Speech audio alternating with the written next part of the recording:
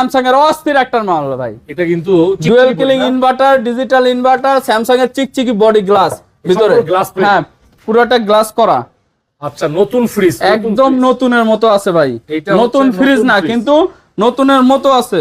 না আমি মিছা কথা বলে লাভ নাই, ধরতে পারতাছি না যে নতুন মানে পুরাতন ইউজ করা কিন্তু হ্যাঁ নতুনের ইউজ মতো করা condition। ফ্রিজ ভাই, ওকে দেখেন ভিউয়ার্স, অনেক বড় নন ফ্রস্টেড ফ্রিজ। হ্যাঁ ফুল ফ্রেশ কন্ডিশন আছে ভাই রকি ভাই হ্যাঁ। কত? এটার দাম দিচ্ছি ভাই 60,000 টাকা।